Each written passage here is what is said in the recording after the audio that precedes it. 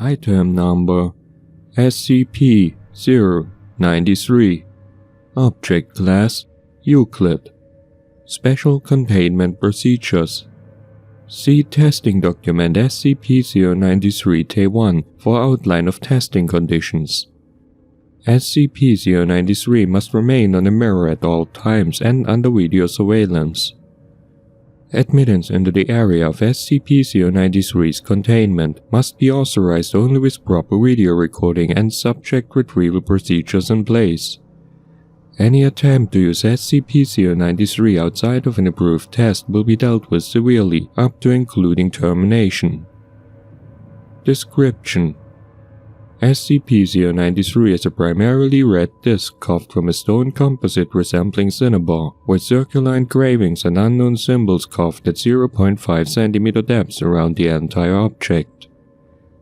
Deeper cuts are present on SCP-093 with a depth of 1 to 1.5 cm.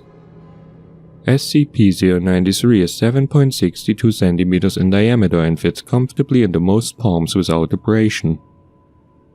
SCP-093 will change hue when held by a living individual.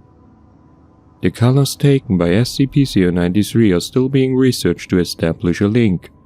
Current belief holds that the changes depend upon regrets carried by the holder.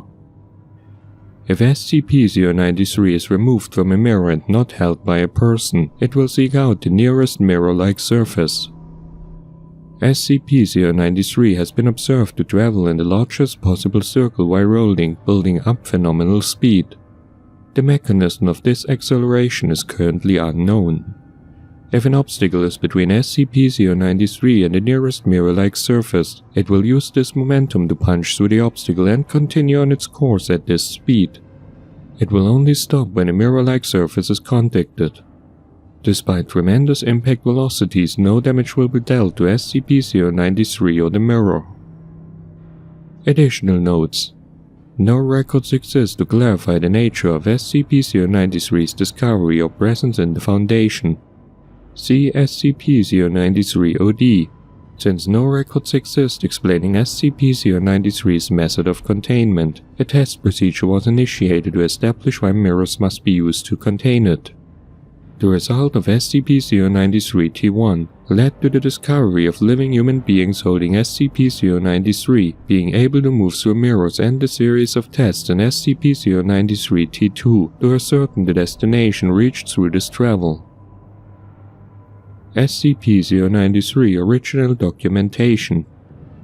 Item Number SCP-093. Object Class Euclid. Special Containment Procedures. Item SCP-093 is to be kept on a silver-lined mirror on a 0.3 by 0.23 pedestal at least 1.22 meter off the ground floor in containment cell block. Object is not to be contained in areas exceeding 3.66 by 3.05 meters, nor placed on mahogany, pine, cherry, or aluminium pedestals above or below level 1 of containment cell block. Object can be handled safely, albeit gently, without consequences. Tests and consequences thereof involving containment conditions can be viewed in Section B-051 of the attached report. Description: Object was found on the shore of the Red Sea, 30th January 1968, emitting a low sigh and a dim blue gleam. Its color has since turned into an orange mix of red, only emitting a hum of varying volume whilst in the presence of female examiners of ages between 34 and 41. SCP-093 resembled the documented blue for 54 minutes and 34 seconds at 1:23 am on 26 April 1986, coincidentally when the body of 194-9834 was discovered in research facility. Ties between 194-9834 and SCP-093 remain inconclusive, and the facts of prolonged exposure to 093 remain unknown, except for infrequent reports of calmness and, in the case of 24-2-0049, as periodic waves of depression, loss of balance, and thoughts of suicide. These feelings have reportedly not exceeded 11 days in duration. Objects seem to react to the presence of 24-2-0056 by turning light violet for no more than 2 minutes and 9 seconds as documented on 12 March 1993. Effects of this reaction remain unknown. Additional notes: origins of 093 remain unknown, and documents of recovery of 093 have since been destroyed in a fire and research facility on 9 December 1989. Reports on the feelings of researchers who handled 093 have remained inconsequential since 19 April 1995. SCP-093-T1 Containment Test. Testing of SCP-093 against conditions set forth for existing containment procedures to assess viability of continuing such containment. Beginning with changing the type of mirror used as a position of rest. Mirrored surface brass frame retail grade mirror. SCP-093 rests without activity when placed on a mirror. This test alone removes the need for costly silver or wooden containment systems. Standard grade table. SCP-093 turns upright and begins to roll across the table surface in one direction, making a U-turn and rolling to the other, completing an oval shape and repeating this action until a mirror is brought into the vicinity of it, at which time SCP-093 whirls towards the mirror and lays flat ways against it, sliding towards the center. It is noted that despite the grainy feel of SCP-093, it does not mark the mirror in any fashion while moving across it. 2 mirrors at either end of a standard grade table. SCP-093 gravitates towards the closer mirror regardless of orientation and makes no distinction between different types of mirrors, favoring a factor of distance above all else and choosing the mirror to move to. A mirror held by a person and moved around. SCP-093 follows the mirror as it moves, gaining speed until a maximum velocity of is reached. At any velocity, the impact of SCP-093 against the mirrored surface results in no damage to either object. A person holding SCP-093 placing it on a mirror.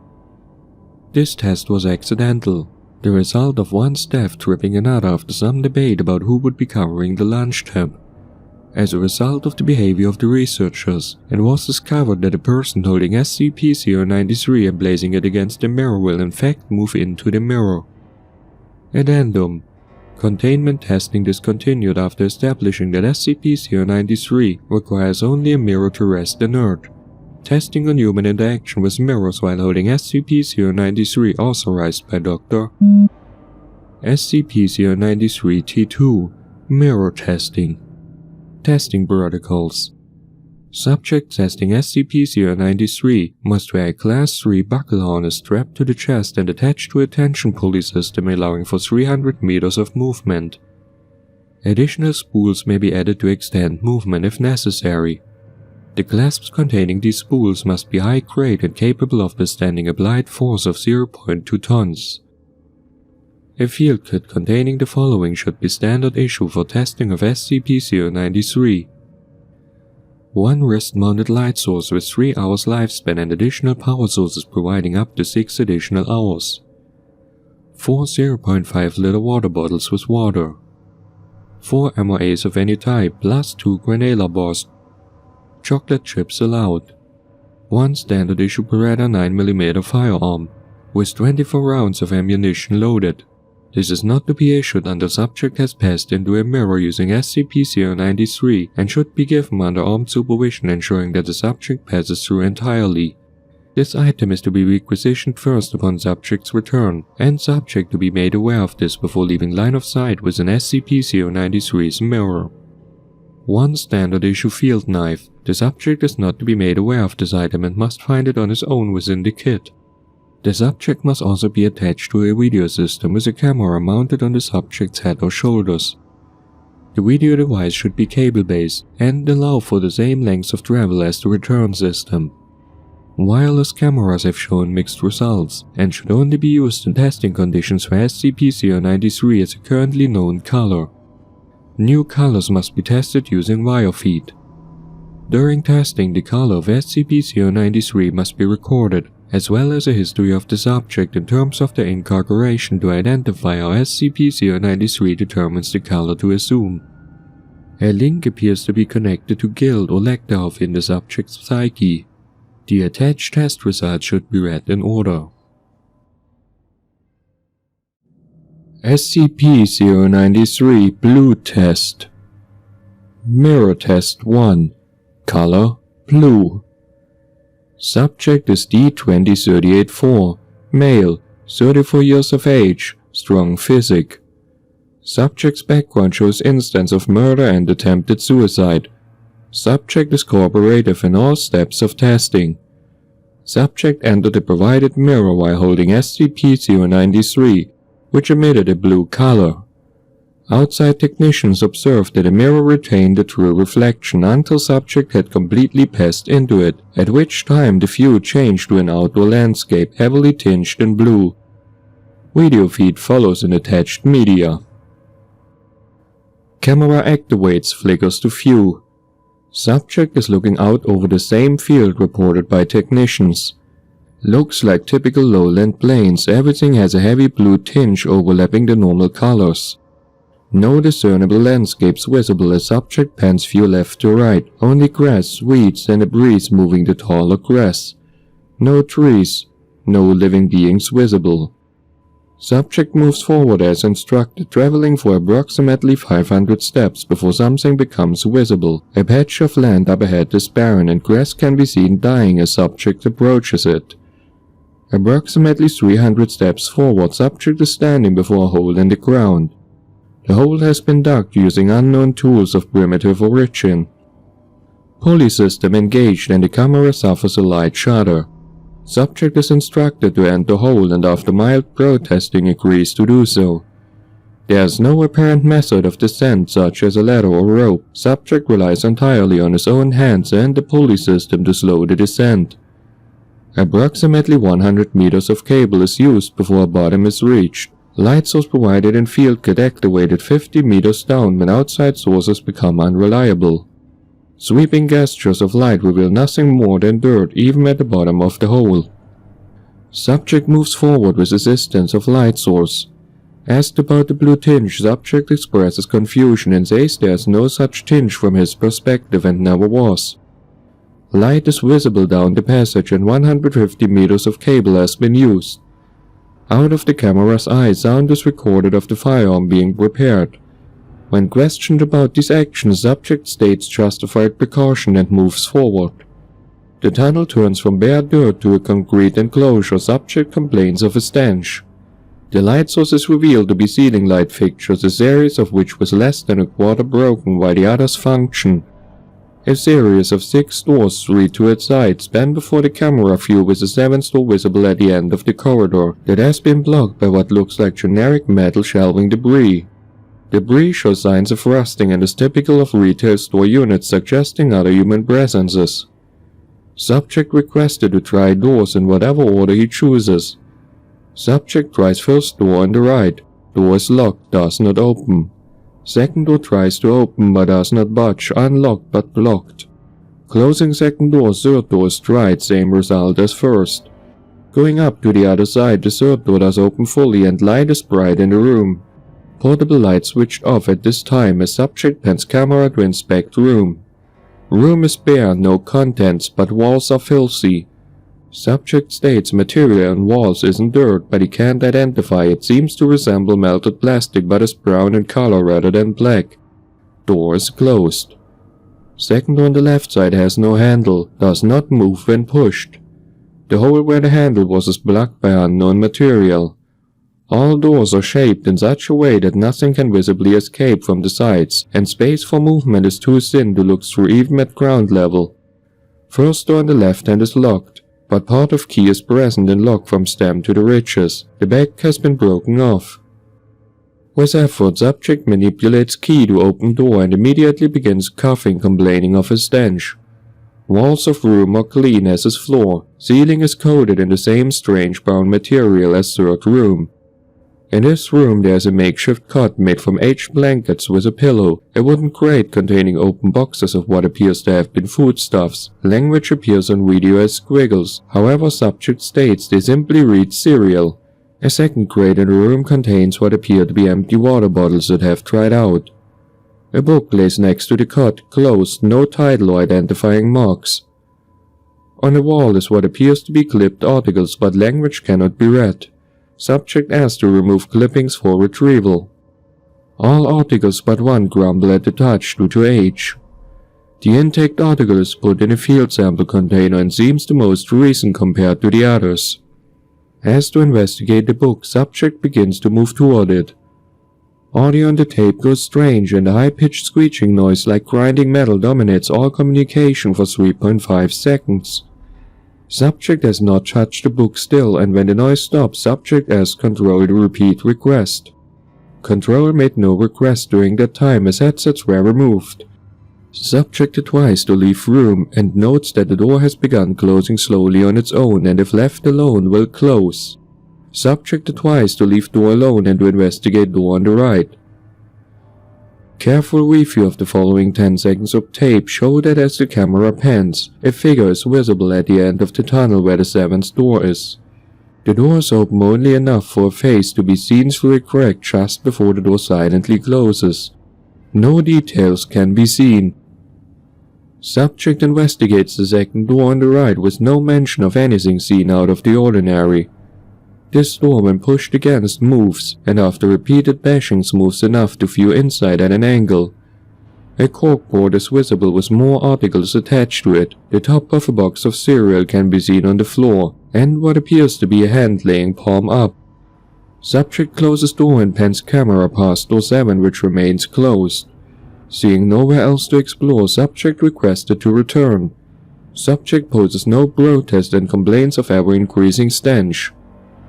As subject returns back down tunnel, his camera feed does not change or show anomaly, but Control reports a sudden surge in cable movement, pulling an additional 100 meters of cables through before going slack again and then tightening. Video feed shows subject descending tunnel slowly while Control attempts to verify integrity of the pulley system. Subject requested to stop ascent but states he is not climbing, the rope is pulling him up. Panic sets in on both sides and subject informed to ready firearm. Upon reaching top of hole, nothing is visible on camera and subject reports nothing has changed in landscape, then begins a return trip following the path of the cable. Traveling for approximately 900 steps, subject asks how much cable he has used. Control admits they are unsure due to complications, but subject traveled in a straight line to reach the hole, so it should be a straight line back. Subject becomes concerned when he states that more cable is visible now, moving in a 90-degree angle away from a point in the ground. Subject pans camera around full circle slowly. On film behind subject, a crowd of 37 countable figures stand silently. Features are unidentifiable and they are lacking the blue tinge that dominates the landscape. Panic breaks in Control again, but subject notes only oddity as being the cable having an angled path. Subject tugs his end of the cable. It is taut and does not move. Control begins to reel in the pulley system and slack rapidly winds. Watching the angled cable, movement can be seen as grass is disturbed further down the angled portion from the reeling in. Then the line vibrates as it meets resistance and emits a twang from the recoil. Subject's camera hangs back along the length of the cable, which now appears to slowly be allowing more slack before suddenly all slack is returned and pulley system begins again. Control requests subject return following cable pass and screams are caught on audio with panic from subject. 5 shots fired as subject aims pistol at something not visible on camera. Control reports being able to see subject returning toward point of origin, while camera shows wire disappearing into a point floating in the air. As subject passes this point, all cable is now in the pulley system and camera films only the floor. Control reports that the mirror took approximately 5 seconds to return to a reflection, and SCP-093 remained blue in Control until 1 hour after being recovered from subject. A vile-smelling fluid was present on subject's clothes around his hands when firearm was recovered. This fluid dried quickly and was deemed insignificant of study due to lack of quality sample. control personnel monitoring the mirror state having seen a massive human being crawling on the ground easily 50 times the size of a normal person, with no facial features and a very short arm reach, pulling itself toward the mirror before it returned to a reflection. Due to proximity, fine details could not be made out, but at least one observer noted the being appeared to have been shot from the marks on the otherwise smooth, featureless face. Field test kit recovered from subject containing a newspaper article that reads, "Data expunged," and was filed as item, "Data expunged."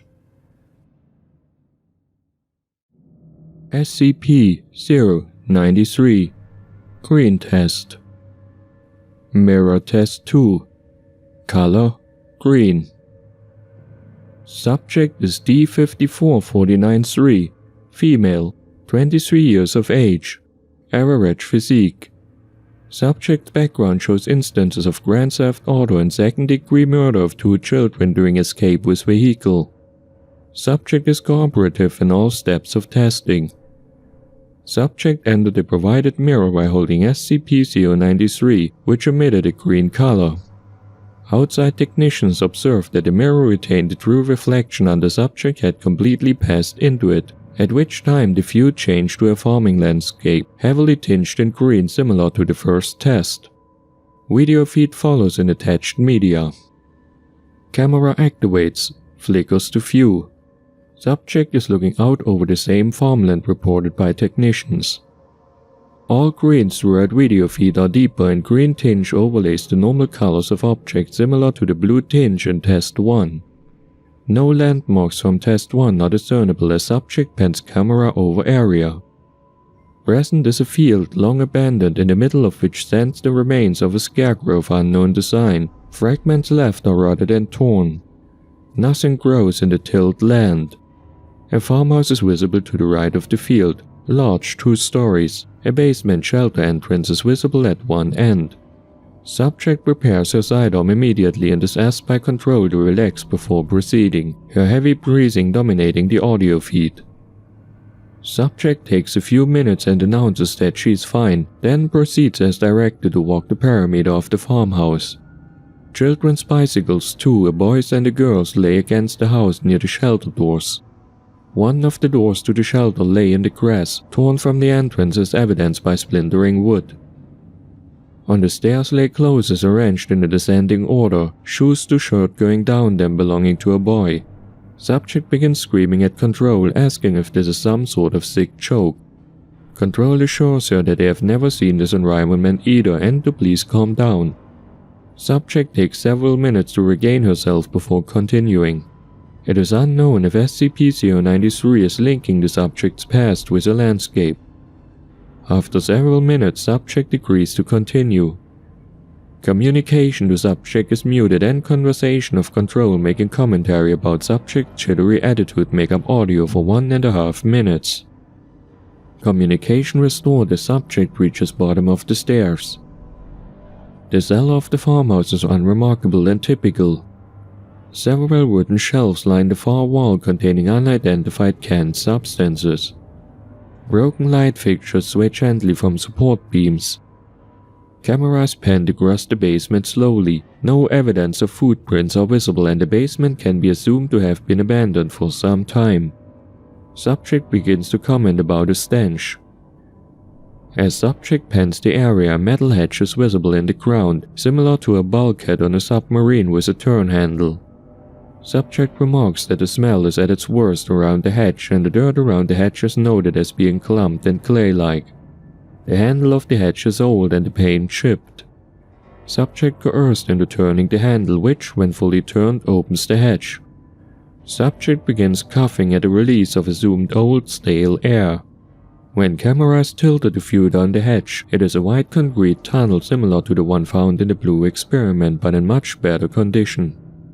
Subject asked to descend ladder and close hatch behind her.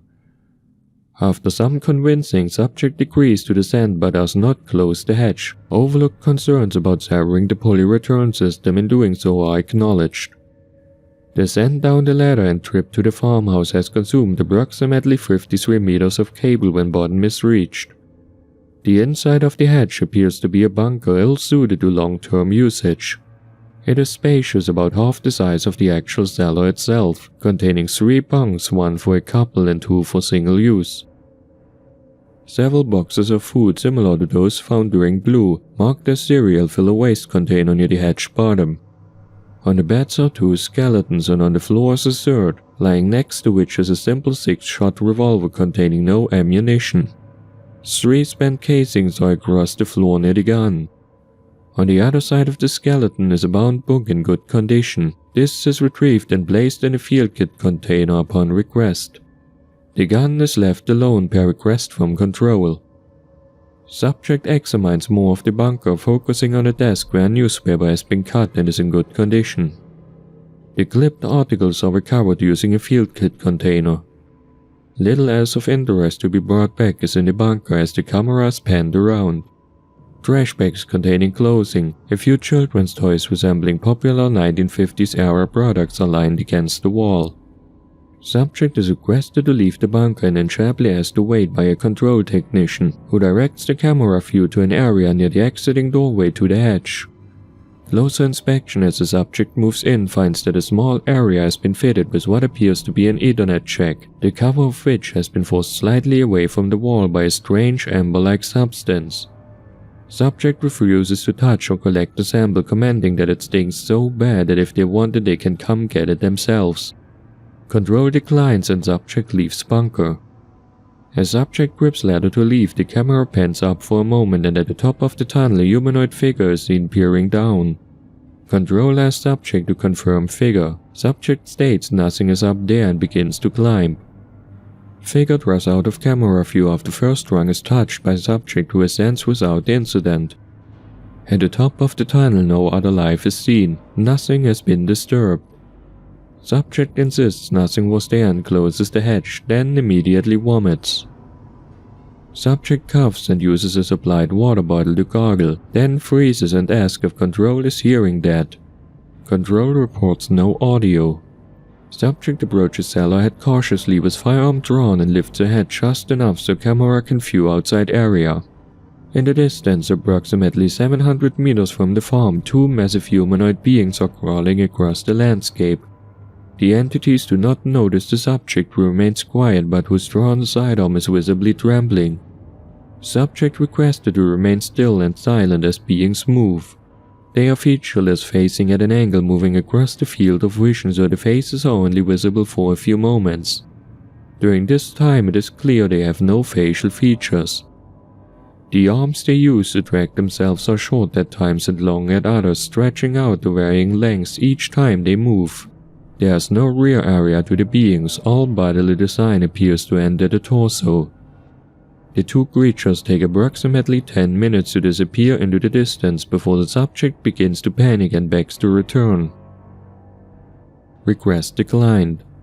Subject instructed to enter the home from the cellar and not to leave the home under any circumstances.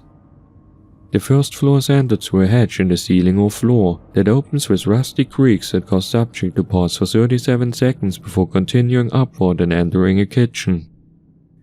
A heavy layer of dust coats all items in the kitchen. The refrigerator is left open. All food is spoiled. Adjacent the kitchen is a living area that subject enters slowly. There's a recliner, a couch and a television, all of 1950s style design. In the recliner is a laptop whose case also resembles 1950s decor and is coated in heavy dust. Opening the laptop reveals the last moments of its operating system, faithful OS, leaving a standby mode and immediately shutting off. Laptop has no external power source and will not power back on. When asked to recover laptop, it brings the cushion of the recliner with it, the 2 stuck together. Subject advised to leave laptop where it is. The inside door leaving the home is nailed shut with thick wood planks, no attempt made to interact with these. Camera view pans to a staircase leading upstairs. Subject descends the stairs without being asked and the stairs remain silent to Control's surprise. When subject reaches top of stairs, a hallway with 2 doors is viewed, 1 on each side, and at the end of the hall a dumbwaiter is inlaid into the wall. Subject opens door on the left of her own, which opens to a master bedroom. The bed is neatly made, but the wardrobe next to it is thrown open and clothes are everywhere on the floor. Subject finds laid out on the bed several pieces of jewelry and is informed to leave them. Subject begins to protest, then commands they stink and leaves them alone, promptly leaving the room. Subject asks to open the second door. The second door opens and gives a view of a shared children's bedroom, obviously boy and girl given the types of toys and clothes scattered on the floor. There's also a window which Subject approaches and wipes with a curtain to clear dust. Subject requested to move camera to window and does so. The farmland is visible and approximately 40 kilometers from it at best guess, a city. As the camera starts to draw back, it pans down and films the area around the house. Approximately 300 figures similar to those from the footage during Blue Test are visible around the home, all staring up. Subject asks to confirm figures but states nothing is there.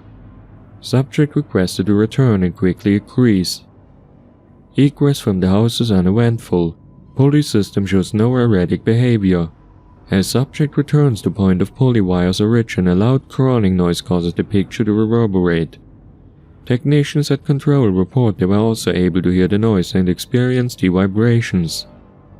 Subject returns to point of origin without investigation and mirror returns to reflective surface. SCP-093 relinquished. Video ends. Returned newspaper fragments filed as SCP-093 Violet Test. Mirror Test 3. Color Violet. Subject is D84930, male, 21 years of age. Average physique. Subject's background shows instances of second-degree murder of a police officer during a drug bust. Normally this crime, while severe, would not qualify a person for a sentence that would end up with us, but the murder of the officer was especially brutal and excessive violence was used. The subject was uncooperative and had to be reminded that his cooperation would only benefit him. Subject entered the provided mirror while holding SCP-093, which emitted a violet color. Outside technicians observed that the mirror retained a true reflection until subject had completely passed into it, at which time the view changed to a cityscape, urban, lightly tinged in purple, similar to the first test. Video feed follows in attached media. Camera flickers to life and pans around the area. Subject is in what appears to be a modern downtown district similar to a city like New York. The streets are mostly bare except for a few cars of unknown make or model. These cars look highly advanced and streamlined. Subject attempts to look into the car windows without being instructed to, but backs away, remarking there's a rank-ass stank coming from the areas around most of them. Subject is persuaded to move closer to one car, and does so is coughing, wiping off a window which is covered in dirt. The inside of the car appears to be completely filled with a strange brown matter. There's nothing at all visible other than the brown matter. Two other cars produce the same results, however a fourth vehicle seems more recent than the others and the insides are immaculate. The doors to this vehicle are also unlocked and subject quickly gets inside, then shuts the doors. Subject is chastised for his behavior by control, who reminds him his lifeline is nothing more than a cable, which is sturdy enough that closing the car door does not injure it, but they cannot recover a person in motion. Subject argues with control over this issue and pans the camera across the dashboard, pointing out he couldn't drive away even if he tried. The dashboard is void of any recognizable controls, no ignition, no steering. It has several small blank screens that are theorized to be a GPS system. Subject remains in the car while Control discusses how to proceed, since the city landscape is far larger than the previous test destinations. Control debates this issue while Subject stares around the cityscape from the car. During one pan, a face is clearly seen staring into the car, eyes watching the subject. However, this was not noticed until post-test footage review. Subject made no comment regarding this entity at any point. Control shortly after informs Subject to remain where he is, and an escort team is dispatched through the mirror to join him. A team of 4 armed personnel is sent through the mirror and proceeds to subject's location. Subject is then instructed to remove his harness, which is recovered. The subject's video feed then ends and is replaced with a wireless unit used by the escort team. The video quality on this unit is subject to more interference, but in order to mark the mirror exit, a receiver system is placed through the mirror. Subject leaves the car and now travels with the escort team. Given the myriad of possible options, they are instructed to simply move to the closest building and attempt to enter it. This building has etched glass doors bearing the name XEI Research Partners Inc., and the doors are ajar. A magnetic lock system is present but has lost power. Team enters the building and main lobby. This area resembles a stereotypical corporate lobby. There's a C-shaped reception desk with a chair pushed far from it as if it was left in a hurry. A PC terminal is at the desk as well. Team approaches the desk and the camera bearer is instructed to examine the PC. The unit does appear to have power and Faithful OS appears on the screen requesting a login and password. A keyboard is present but is remarkably slim, with touch-sensitive keys rather than press-down keys. After one failed attempt, the lock screen replies that maximum attempts have been exceeded and the PC turns off. No actual tower or power button can be located, so team moves forward. Behind the receptionist desk are 2 elevator doors, one to the left and one to the right, with similar touch-sense keys. The elevator on the left is broken, the door open and the shaft empty. The elevator on the right appears functional and has power. Without a clear destination, the team is instructed to proceed to the highest floor to get a lay of the city. All floors appear to be accessible, with the highest being 114. In reality, 112 S13 and 113 are missing from the keypad. Journey up the elevator is uneventful during this time. The elevator does appear to take longer as it passes by 13 and then 113, suggesting that the entire floor was built and nothing put on it. At 114, the doors open and team enters a large lounge-type area. There are many couches with dust on them. A widescreen, apparently LCD TV of approximately 60 inches in size, dominates the wall in front of them with no power. A series of windows are open, allowing in sunlight at the far end, to which the team proceeds and angles the camera outside. The view of the city is astonishing. The building is one of the tallest visible, but certainly not alone in its stature. The city below is grey and silent, no evidence of life at this altitude. Some buildings in the city have a strange brown growth that appears to have been splashed against them as if a gelatinous mess was flung and then seeped down before hardening. Other buildings have floors where the glass has been shattered and the same brown substance is seeping out the edges.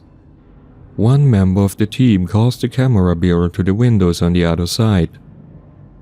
From the other side of the building, the city edges can be seen. Attention is pointed towards an expressway that encircles the city, upon which grows another of the large half-body humanoids, dragging itself with its elastic arms as witnessed in previous tests. It travels the highway, then moves out of sight. The team returns to the elevator and notes that a button has already been activated for floor 74. No one has approached the elevator, so the team agrees to travel to this floor. On the 74th floor, the doors open and reveal a waiting area to what appears to be a doctor's office. At the reception desk, there is a sign-in sheet with a series of names and dates. The dates on the sign-in sheet all carry the year 1953. A PC at the receptionist area is on and functioning as a user desktop. The background for the PC is a large set of praying hands with the word Faithful OS under them. On the desktop are a series of folders with years on them containing files that, when clicked using the center button of the mouse, open to a word viewer. All files appear to be appointment information. On the desk is a notepad titled "From the Desk of Dr. Borisiski, Blessed Purificationist." The door to the doctor's area is sketched with the same name and title as well as a crucifix.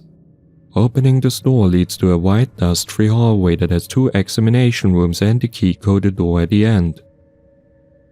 The examination rooms are unremarkable and typical of any doctor's office. All medicine cabinets are empty. A small amount of C4 is placed at the lock to the key-coded door at request of control and then blown, forcing the door open. The area it opens into is much larger than the receptionist area itself and seems to contain a series of large containment capsules. There are a total of 6 of these capsules. 2 are broken and a brownish amber material coats the floor coming from them. 1 is empty, the last 3 have nude humans floating in them with breathing masks. Attached to the front of these tubes are medical charts showing vital signs and conditions. For symptoms, the charts explain in somewhat awkward English ailments that seem more like flaws of personality or character, or just incidents that have occurred with the patient. Control asks for a zoom of one of the patient pages on the chart. After focusing, it reads, Citizen Jennifer McCirca did suffer a lapse of the heart that had led her to lay with her neighbor twice upon nights of her husband's departure from their home. Patient did submit herself into the Lord's and our hands for cleansing of mind and body. Prayer administered by High Father Overlarkin, and patient submitted to a 3-day period in the Lord's tears to cleanse her system, then released in good spirits. The topmost page reads, Citizen Alberius Farafan struck out at the High Father during a sermon, blaspheming that the Lord's tears did turn his daughter to be unright in mind and heart, thusly laying blame for her whorish activities at the feet of the High Father and his blessing. With no proof of these blasphemies, the forgiving judge and the punishing judge did decree that Alberius Farafan should bathe in the Lord's tears himself for a week to be cleansed of mind and soul, thus to prove his daughter's ways are fault of not the Father's hands and to give him peace of self. Subject who has been traveling quietly with the escort team now begins to panic. The camera pans to focus on him and he is surrounded by entities similar to those witnessed in the first 2 tests. Escort team reports and that subject is having a panic attack, but Control requests them to stand still and wait. Subject screams at the entities which are denied to exist by Team Commander, stating subject is alone in the corner. Control requests that 1 team member be dispatched to approach and recover the subject. The escort team member approaches the subject as ordered. On the video, the figures part to make a pathway for the approaching member, who lifts subject to his feet and brings him out of the corner. Figures on the video are then seen closing ranks to close the path. Subject is lifted to his feet by an arm and escorted through the figures that close their ranks when the subject is moved. They remain steadfastly staring at the subject no matter where he moves to. Control requests the team to return now. Team turns to leave. Before leaving, a team member mentions something noticed at a reception desk. A binder labeled, The Lord's Tears. Control requests binder to be returned as well, and it is stowed into subject's field kit. The team returns to the elevator and returns to the ground floor. Upon leaving the building, subject points down the street toward the direction of the entry point. The camera pans to a section of raised expressway across which one of the large torsos is crawling slowly. The entity turns its featureless head to look at the escort team, raises its head to the sky and emits a bellowing sound. Team leader issues the order to move, heading for the spot marked by the wireless video receiver. The creature on the expressway extends an arm down that stretches to touch the ground before the camera moves to the port. All team members save 1 move through the entry point. Subject moves through the entry point and mirror returns to reflective surface. SCP-093 is dropped by subject who panics and tries to fight his way out of the room. Subject is terminated by team leader after he draws the field kit pistol. Team leader requests portal to be reopened, but it takes several minutes to find someone who can hold SCP-093 and generate a similar color. When a matching color is displayed and applied to the mirror, the video receiver is visible, and all individuals report a horrific smell. Team leader moves through the entryway with control person. The uniform and possessions of the escort team member who was left behind are present and recovered, but the member himself is nowhere to be seen and does not respond to shouts. Member assumed TIA and wireless receiver recovered. Control and escort returns to entry point and mirror returns to reflective surface. Later review of the recorded camera shows escort member grasping at the air where the entry point should be and then turning to look up at the oversized torso. A brown shield seems to drip off the creature as it moves, that disappears shortly after being dislodged as if evaporating. Several shots are fired at the creature's face with the automatic weapon carried by that land in the face of the creature, causing a spray of less vicious brown liquid to pour forth from the wounds. Screams obscenities as the face of the creature descends upon him and the camera is pushed to the ground. Camera feed remains dark for approximately 65 seconds before light comes back and the camera films the creature crawling back to the expressway and pulling itself onto it, then crawling in the direction it was originally headed. Believed to have been absorbed by the creature and perhaps digested. This may have been an example of how these unknown entities feed by direct contact with living material. Further study is recommended to be avoided on this issue. Returned ledger filed as SCP-093 Yellow Test. Mirror Test 4. Color Yellow. Declassed objects no longer authorized for testing. Testing focus has been shifted to data collection after analyzing the articles brought back from the previous 3 tests to better understand the fate of the world accessed by SCP-093 and determine if safeguards or practices are required for our own world. Analysis of the brown fluid on the clothing of the lost escort team member has been filed with other recovered articles. Dr. has volunteered for this test as out of the possible candidates, he was able to cause SCP-093 to undergo a new color change. There's no evidence in Dr.'s background of any illegal or criminal behavior, nor of any psychological problems. When presented to the mirror, the view changed to that of a cubicle office environment. For this test, Dr. opted to use the wireless video system and forgo the pulley return system, stating he was confident he would be safe as none of the torso creatures have been witnessed within a building where the mirror's destination showed. Video feed commences after Dr. has crossed the mirror. As with prior tests, SCP-093's current color, yellow, changes all video material.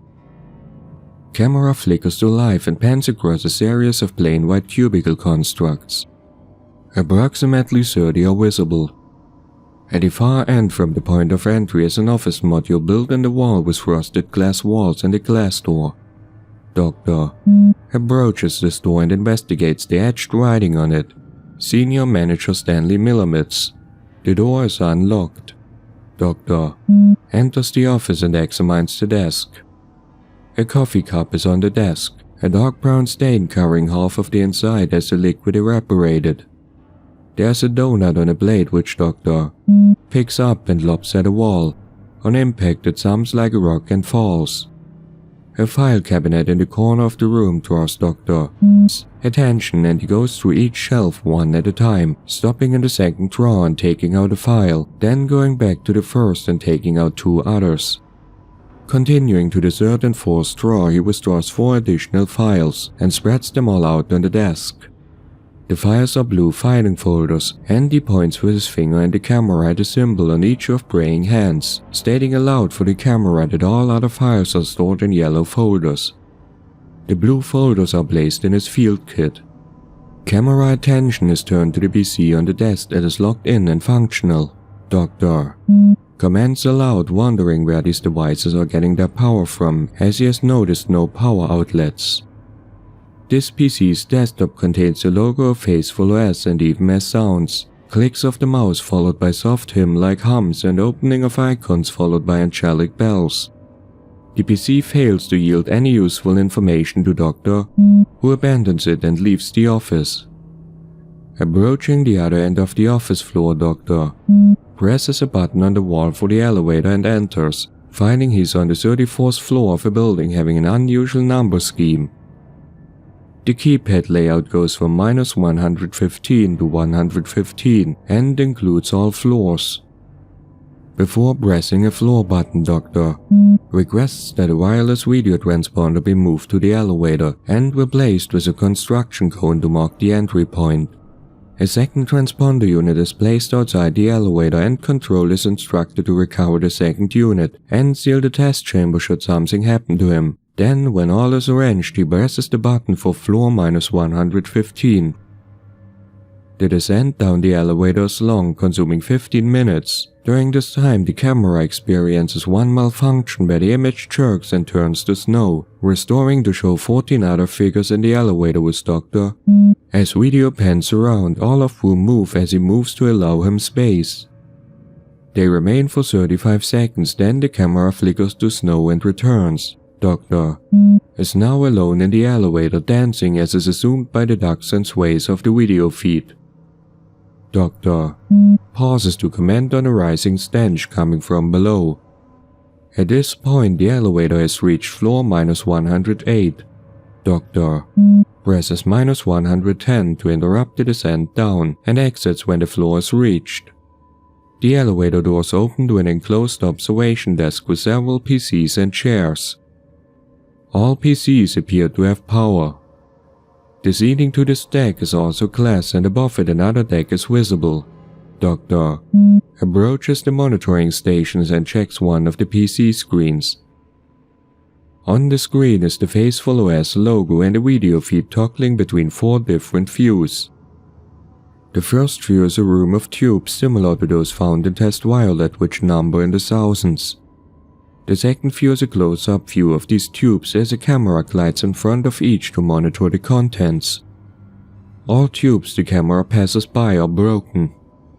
The third view is facing the opposite direction as a camera glides vertically, checking each observation station. A total of 10 can be counted and Doctor is visible as the camera passes by his own station. Looking up, a hovering camera unit with no visible means of propulsion glides up past him.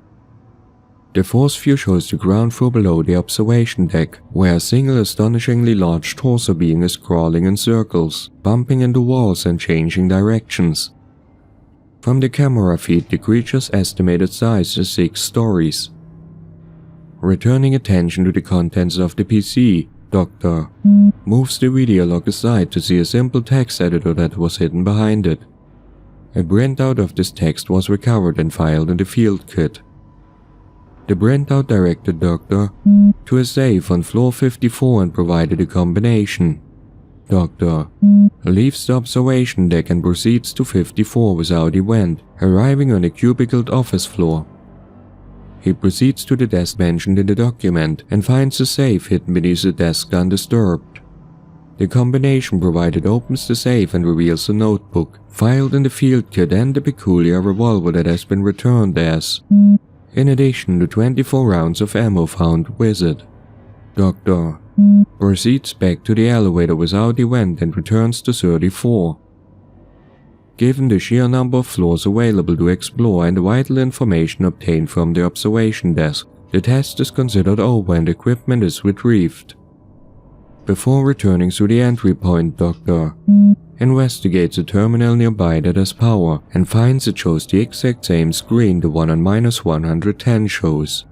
It is theorized that the author of the note installed a network virus to propagate it through the building so any PC on that network would be found and the information discovered. Doctor returns to the entry point and the mirror returns to a reflective surface.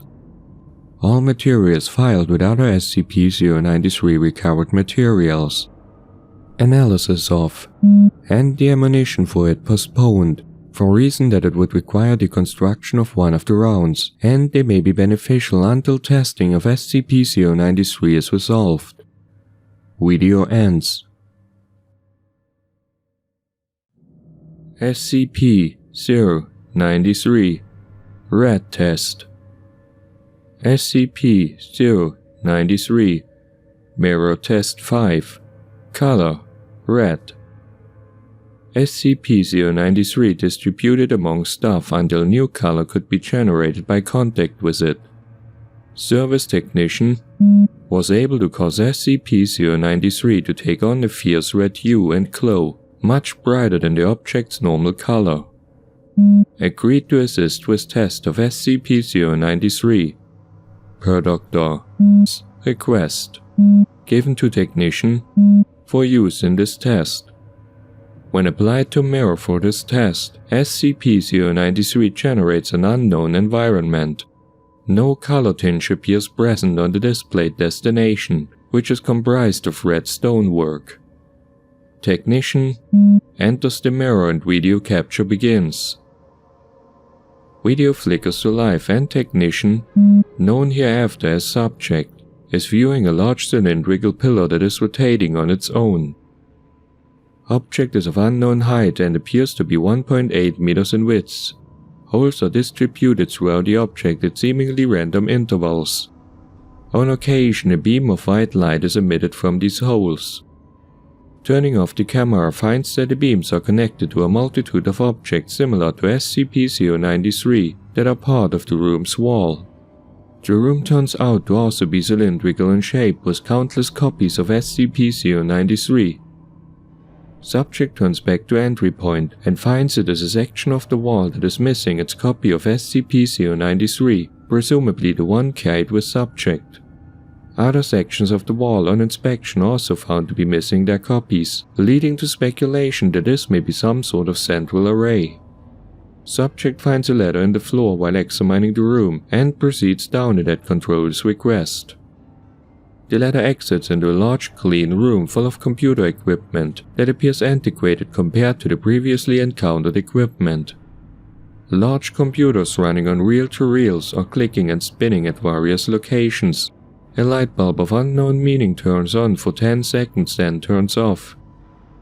A large CRT monitor is displaying single words in 8 colors at roughly 5-second intervals.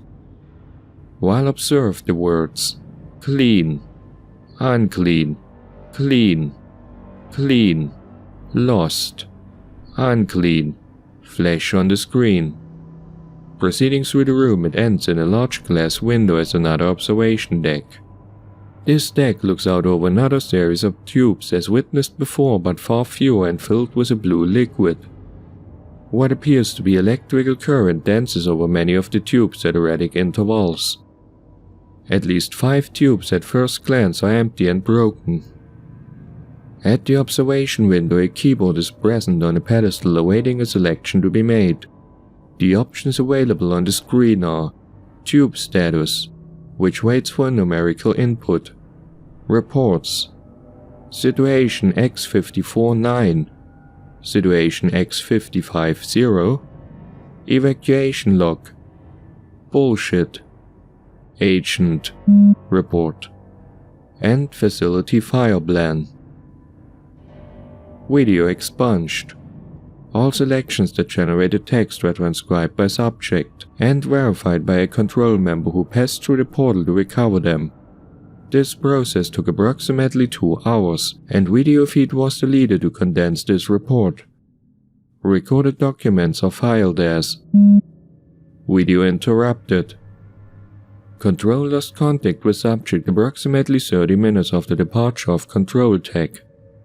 Subject was asked to remain in area and observe the machinery and the containment room to make observations for debriefing.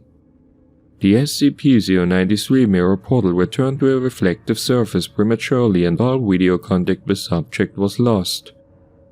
Control was unable to re-establish due to SCP-093 being across the mirror. A time-lapse of 1 minute and 48 seconds was recorded before mirror portal re-established itself and subject returned through portal. Subject appeared to be in good health and condition despite time loss but spoke little. During immediate debriefing, subject underwent sudden convulsions and medical staff was alerted. While attempting to subdue subject, he displayed enhanced strength and used to shoot one of the debriefing staff, killing them. Guards shot subject once with a sidearm in the heart and once in the chest, but subject did not fall. All staff evacuated room and a second shot was fired by subject, which missed. A more heavily armed team entered the debriefing room and used automatic weapons to dispatch subject. Reports confirmed that subject did not bleed when shot, but instead leaked a green-brown substance that seemed to be a mix of solution observed in some containment tubes and the material recovered during Test 3. All further SCP-093 tests have been discontinued while review of materials recovered is in effect. A secondary tape recording device was found to have activated in the field kit after loss of video feed, and its contents have been filed with other recovered materials. All recovered materials from SCP-093 testing are Level 4 classification. Release must be approved by no fewer than 2 Level 4 personnel. SCP-093 Recovered Materials. All documents contained in this file are Class 4 clearance, requiring 2 signed approvals to access. Any employee reading past this point who does not have proper classification should consider themselves to be terminated from employment and now subject to disciplinary actions up to including forced administration of Class A amnesic, immediate transfer to Cadet Class security, and death. Blue Test. Newspaper Article 1. Only one item could be recovered during our initial test, and that was a newspaper clipping found attached to a corkboard in an abandoned bunker. Most of the articles were in a state of decay, but one was firm enough for recovery. Most Holy Father announces progress. Unclean being cleansed. A rare public address directly from the Most Holy Father of the United Lands of the Sun has declared that a blessed militia has driven back many of the unclean who are skulking our lands now. New Rome, our capital, has been purged of the unclean, and citizens are encouraged to come back to their homes. Citizens who live in the surrounding countryside should not return to their farms, as the unclean still roam the fields and plains around our glorious city and continue to grow in size. The blessed militia has developed new weapons which have proven capable of punishing the unclean and driving them back into the unfertile lands. Construction has begun of a system to permanently close the unfertile lands off from our blessed lands in each affected area once all the unclean have been driven away. The Most Holy requests that all citizens of our united lands bow in prayer and offer tithes to recognize the sacrifices of our blessed militia in these troubled times. Reports have been coming in that falsely accuse the blessed militia of having committed sin against the citizens, whose homes they are inhabiting as they travel bravely through contaminated lands. The Most Holy would like to remind the people that blasphemy against any who wear his mark is the most grave of sin, and unfounded accusations will be punished accordingly. We should work to support he and his men however possible, just as they lay down their lives for us. The sinful rebels who... Green Test. Newspaper Articles 2, 3, 4. Diary. Our second test recovered many materials that helped to establish a sequence of events for this alternate world. The diary recovered provided a glimpse in the last days of the owners of the home, from which it was recovered and may represent activity in other areas of the world as well. Newspaper Article 2. Farms surrounding the city of Silver Feather have reported being unable to contact neighbors across voice or video feeds in the last week. Until an approval is granted by the regional High Father, an investigation cannot commence, but he assures the people that these events have not escaped his attention. Residents are advised to notify their local Blessed Voice daily, so any further disappearances can be addressed immediately. Residents are also advised to begin stocking their shelters to be ready for any situation. Newspaper Article 3. Following the disappearance of the Blessed Voices from several outlying regions around the city of Silver Feathers, the regional High Father has declared a concern for safety and livelihood. Under his declaration, all farmland residents must evacuate immediately to their shelters. Scattered reports of an unclean have come in but have yet to be verified. Newspaper Article 4. The City of Glorious Song has stopped responding to any and all communications. The worst can only be assumed, and our hearts go out to any who are in the region who are unable to hear our words. The city of Silver Feather's blessed militia has reported several incursions by the unclean into the city, and have exterminated 4 of the abominations before they could become a danger to any residents.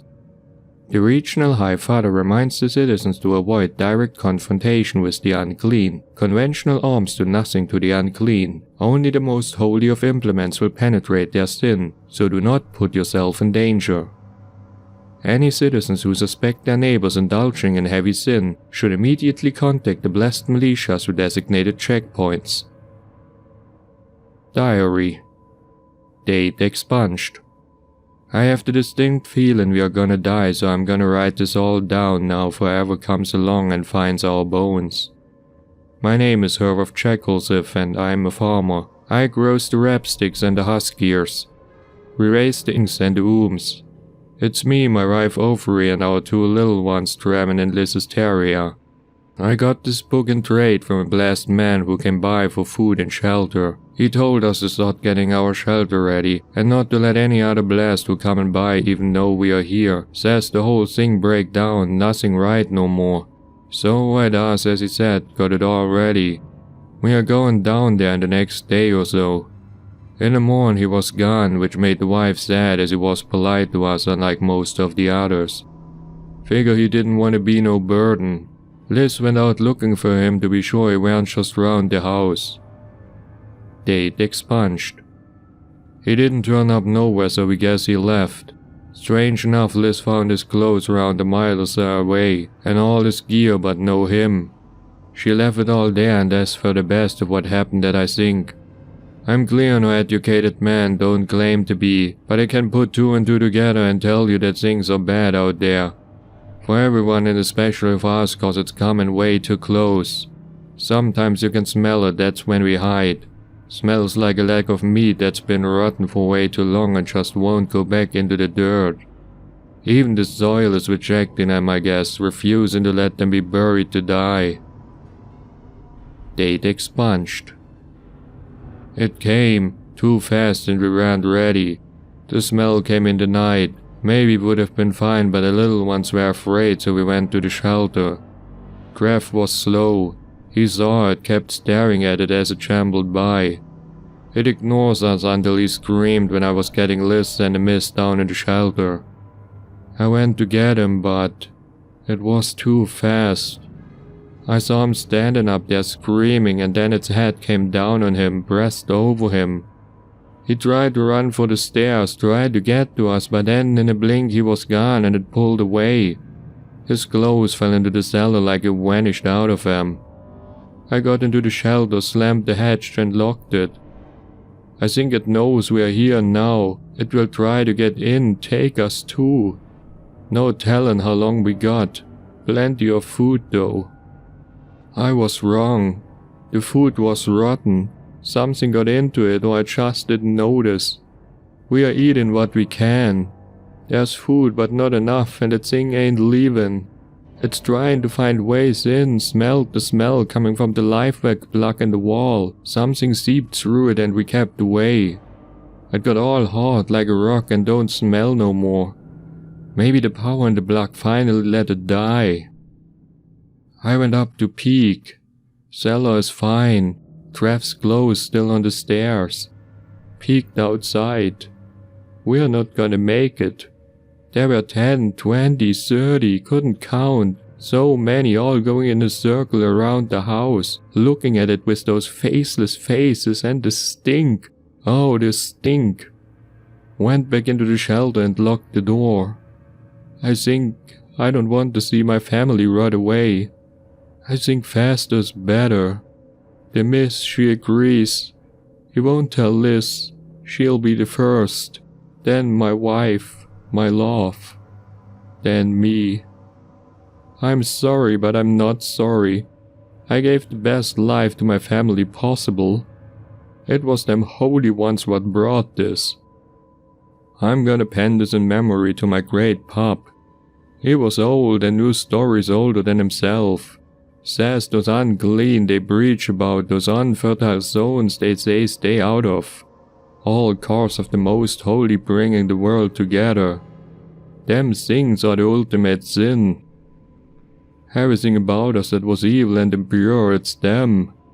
They don't know nothing but doing what they do, don't even know why they do it. They just do it, take us into them, then we're gone. I asked Pop what they were and he lit a stick, took a puff and he said, "Don't know, nobody knows, nobody who'll admit it. But if you see the symbol, if you see it, you run, boy. You run fast, you run far and you hide, and you never go back where you saw it. That's all I know." I remember the symbol.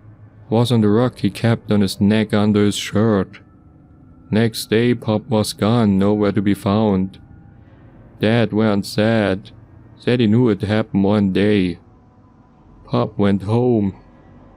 "See you soon, Dad. Pop." Data expunged. Symbol matched symbol found on SCP-093's surface as one of the deeper engravings. Also matches symbols noticed on video feed of final test on SCP-093 duplicates. Wireless test. Office ledger. The third test with SCP-093 resulted in the unfortunate loss of a security member, but also allowed us to recover a ledger with insight into the medical procedures carried out on the alternate Earth now termed E-093. Patient. Jennifer McCirca. Recovery tube. 001-1. Mixture. 35% tears. 30% nutrients. 10% HFT. 25% blessing. Summary. Jennifer McCirca is 20 cycles of age, and during her 18th cycle was the victim of a half-ride accident that resulted in brain damage and misalignment of her moral processes. She is prone to violent outbursts and can only be calmed down by impure stimulation. Because of this, she actively seeks out strangers to mingle with, and her parents have requested of the High Father that she be set to the tears to mend her mind and body. Patient accepted.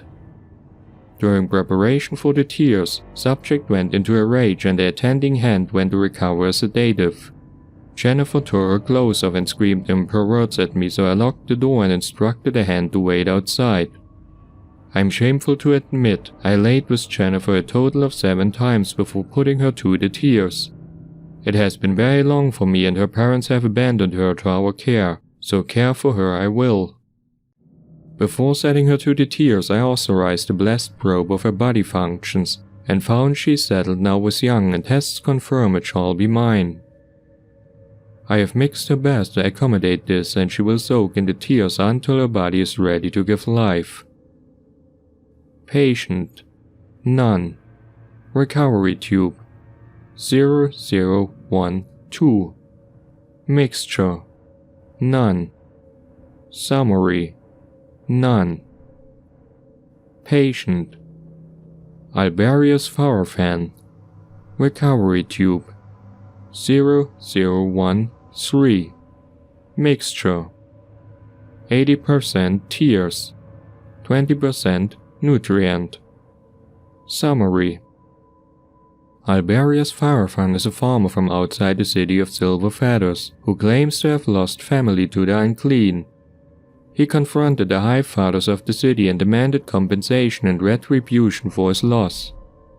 The High Fathers deny the existence of unclean beyond the unfertile lands and refuse compensation or retribution. Alberius struck a High Father and was arrested and sentenced to a cleansing of the soul. His mixture is primarily tears to seep into the soul and cleanse his heart and ease his pain. The lawkeeper stated his family is indeed missing, so a sentence beyond the tears has been dropped in sympathy for his loss. I used the last of the HFT on Jennifer, or I would have used less tears in his bath. 80% is higher than I'm comfortable with, but the HFT is becoming harder to obtain. I may have to go through the dark. Patient. Expunged. Recovery tube. 0021. Mixture. 75% nutrient. 25% blessing. Summary. A member of the Blessed Militia who was wounded in combat. Requested from the High Father. Details withheld. Patient. Expunged. Recovery tube. 0022. Mixture. 75% nutrient. 25% blessing.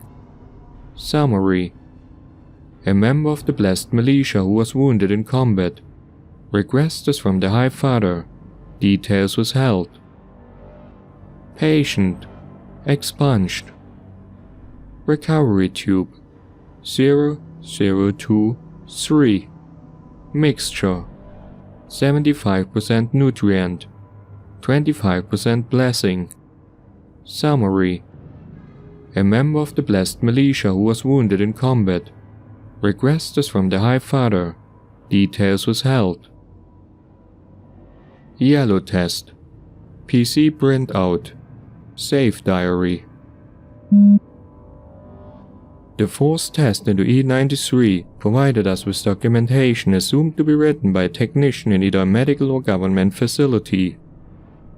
Found in the safe, is being considered for SCP classification primarily due to the composition of the ammunition found with it and the advanced firing mechanism attached to what should be a very base firearm. PC printout. I did not trust the Overwatchs. I felt something was wrong years ago. Under my desk on floor 54 is a safe with a weapon in it. It is one of those used by the blessed militia. My brother has sent it to me. He says they are also not what they claim. They have done things to our fellows even more vile than what the unclean would do. He tells me to be ready to fight. I cannot. It's not me. I do not know violence. I am too frail. You. Use it. Save yourself. Save diary. My name is Herwald Hollowis. I'm a hard system watcher here.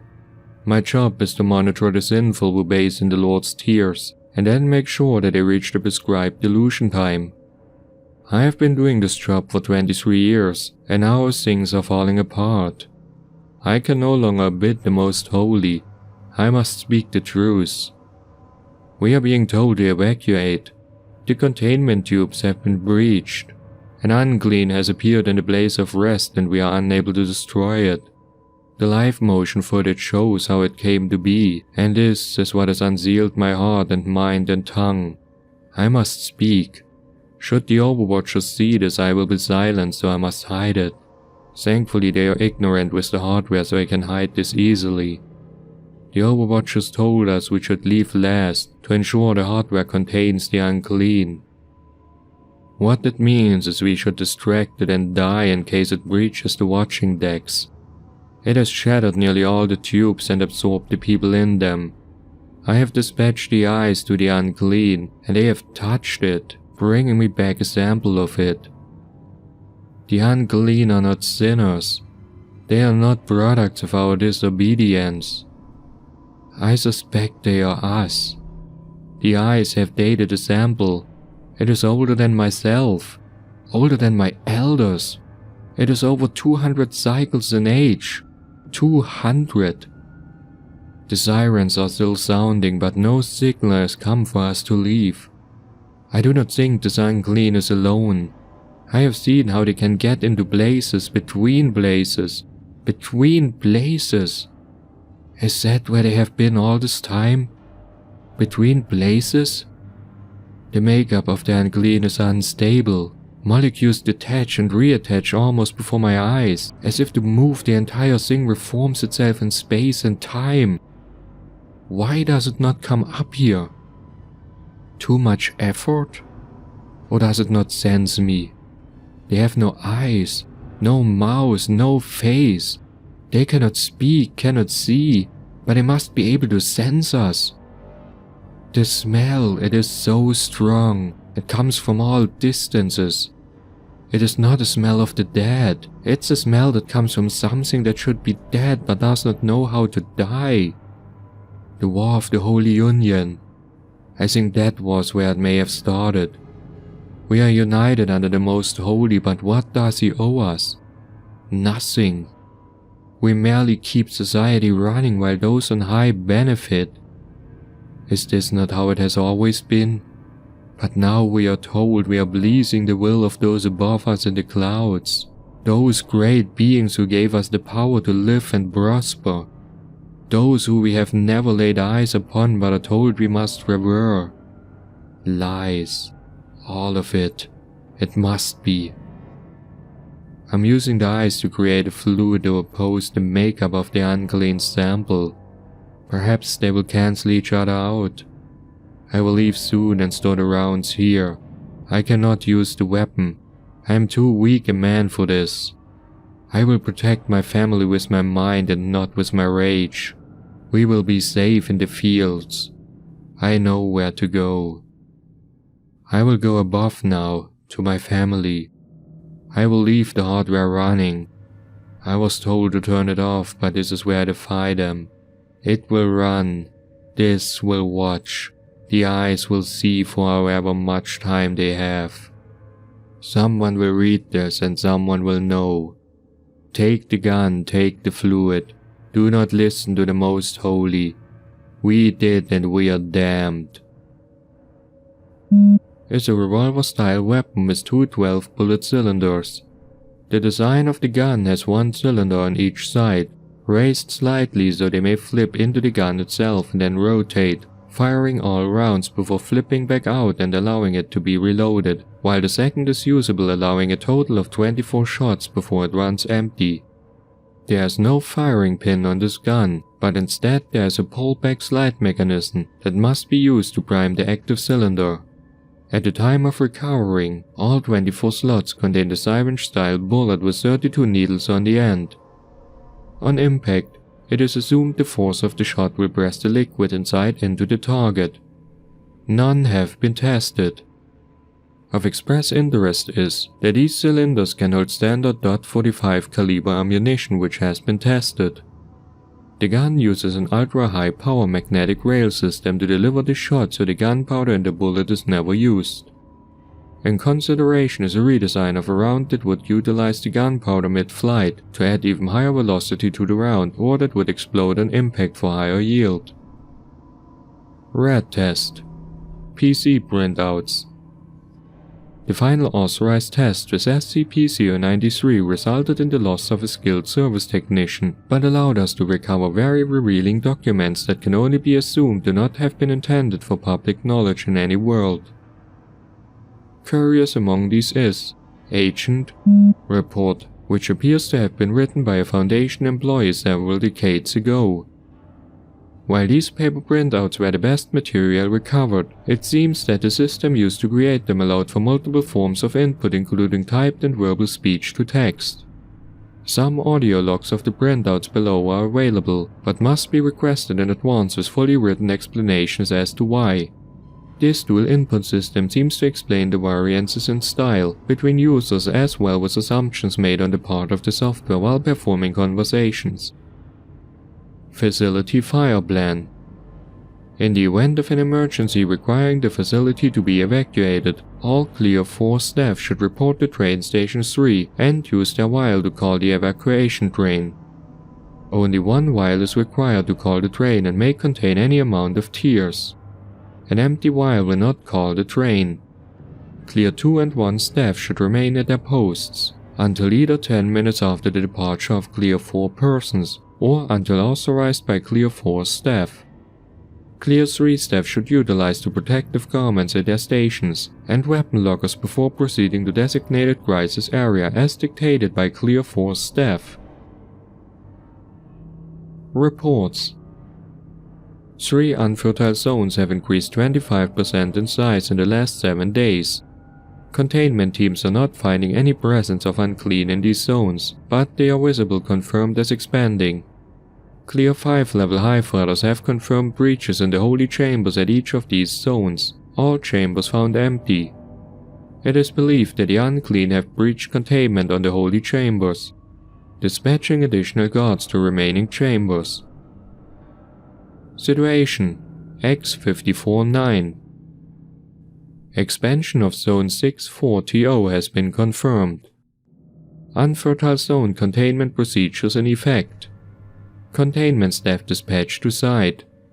This is the 10th report in 30 days, upgrading to situation status. Reports from Clear 5 High Fathers have stopped at all affected. The city of his word has been placed under full lockdown and all travel denied in or out. Other cities are now in alert mode and combat teams are being dispatched to city perimeters. Situation X550.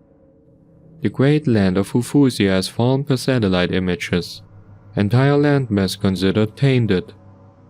Outbreak of Sin reported and Levina and that landmass has requested assistance from the Holy Union. Assistance denied due to our own outbreak and mass reportings of unclean. Clear 10 staff have issued the order to evacuate via the gateway, to proceed to the nearest sky platform for evacuation to Star I Eden to continue monitoring status. Gateway keys are being ejected to prevent spread from this center to other space-time vectors. Resurrecting staff are being awakened to monitor and continue reports here as we evacuate. May His blessing forgive our greatest sin. Evacuation log. Evacuation in progress. Shuttle 1 away. Shuttle 2 away. Shuttle 3 error. Release us. Release us. Release us. Why? Shuttle 3 error launch. Aborted, proceed to Shuttle 4. Shuttle 4 reporting delayed launch. Overloaded. Triage protocols engaged. Shuttle 4 reports passenger limit obtained. Preparing to launch. Why? Release us. Why? Us. Release. Why? Us. What did we do? Why? System detecting electrostatic activity. Compensating. 1 0 1 0 1 0 1 1 0 1 1 1 0 1 1 0 1 0 1 0 1 0 1 1 1 0 0 1 1 Why? Where? Why were we hurt? What did we do? Why were we hurt? What did we do? System shut down. System restore. Purge of contaminated data in progress. Why us? Why us? Why us? Why us? Why us? Why? Listen. Record 5432 104 392. Password. Forgive us. 555 4444 332 2 2 2 2 1 1 1 1 1 1 1.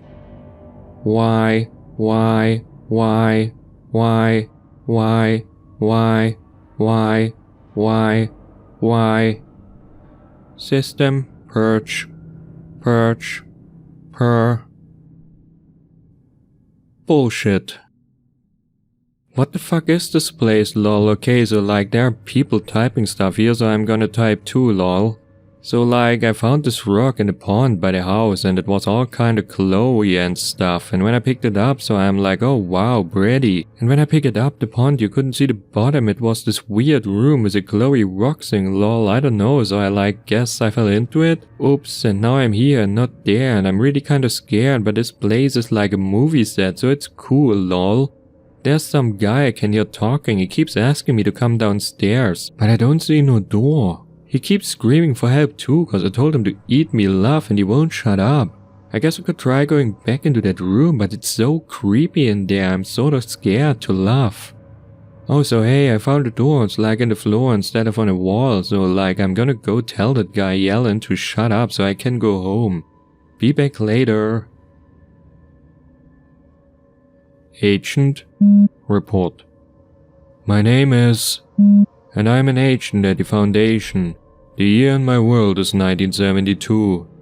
I assume it's the same in this world, but from what I have seen due to SCP-093, life on this world ended in approximately 1954. I have used SCP-093 to visit a number of locals starting and ending here in the center. I have seen the landscapes when the grass will grow. I have run from the unclean as they pursue anything they sense. I have no understanding of how they hunt, but I have learned what they are. Approximately 350 years ago or so, this world experienced a technological boom ours did not. The source of this seems to have been the arrival of He, a godlike being of unknown origin. He declared the world unclean and full of sin, and the only way to purge itself of this sin was to purge the sinners. A war. Whoever was left alive was clean. Amazing advances in science were bestowed to all cultures for a period of 10 years to prepare them for this war, and during that time He disappeared. The war happened anyway. The instigator, the Holy Union of Land, apparently the landmass that for us would become the United States. Records are sketchy, and books that detail anything about this time period are forbidden in the world. I located a cage of recorded history by following a series of corrupted computer communications. It seems the primary weapon used in this war for his love was in fact people. Exposed to something called as holy tears, a liquid compound I have seen in use even today in abandoned medical facilities. His holy tears purge the sin from the unclean and make them love him. At least that's what the label states. The records I recovered are very unclear about how this war was waged, except to state his holy chosen walked the lands of the sinful and took their sin onto themselves.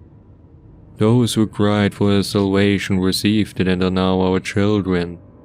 Those who denied his love were purified in his radiance. But something apparently happened no one knew how to deal with.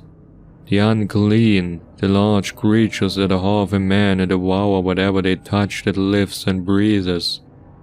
I actually found a scientific report written by someone who stumbled here with SCP-093 copy.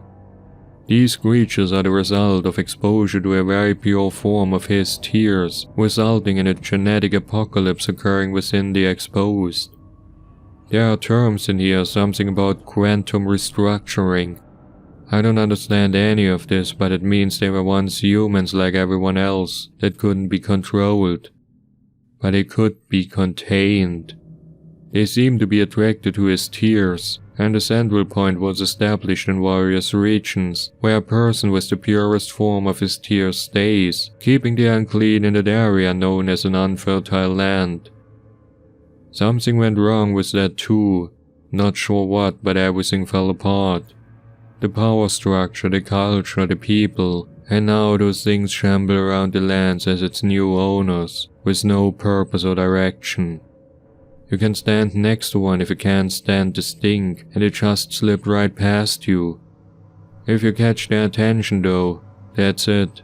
They move like lightning if they need to, and like a snail unless they have a reason to speed up. Sometimes I think they chase just to do it, others they move to kill. I think someone is in this facility, or someone's. I keep hearing voices and requests coming from areas under the floor.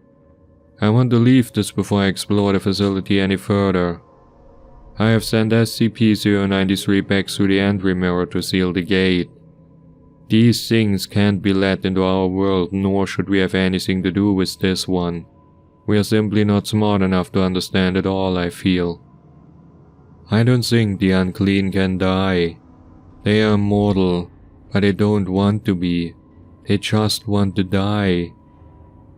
They are in my head, I think. I didn't notice it till just now, but equipment in this room is starting to react to me. Words on the screen begging for help. I remember touching the tears, smelling it, tasting it, just a touch. Not eating it, just touching to it, tasting for acidity. We have pretty stupid investigative procedures, I think. The Highfathers are alive. They have technology we only imagine in our comics given by him. Some of the records on his machine indicate space travel, but it didn't go far, just far enough to watch the world fall apart and wait to come back and take it. But if they're up there, who's in this building with me? I've seen the faces of the people, the unclean. They show up on the pictures cast by the machine, in the room with me, watching me. I think they are everywhere in this world, only seen by machines now. They don't look sad or happy, just curious. They want to know why. Why them? Why did it all happen? I don't know. I just don't know. They showed me things when I touched them, and it's not quite like the records say. The unclean remember it all. Every person they touch becomes part of them, safe inside them but dead to us. Every mind, every feeling, every terror, it's eternal to them. I kind of want to join them, but too much to do. They want me to find him, kill him. There was no war. It was him.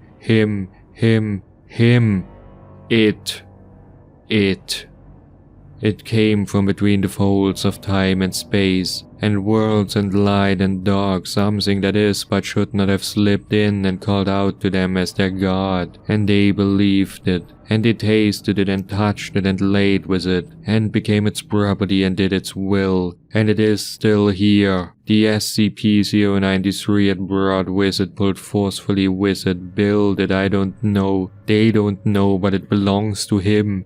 It lets him move between places, between worlds, so I broke it. I threw pieces of it away and through holes so those doors are closed.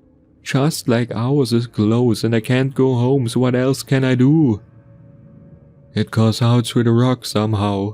It knows where they are but can't touch them. But if you hide the rock he can't call out and he's stuck too. I got you, you son of a bitch. I got you. Bang, bang. I touched him with my fist and my gun, and he fell down, but he get back up soon. I'm sorry. I did all I could. Let me sleep now. Please. Let me sleep.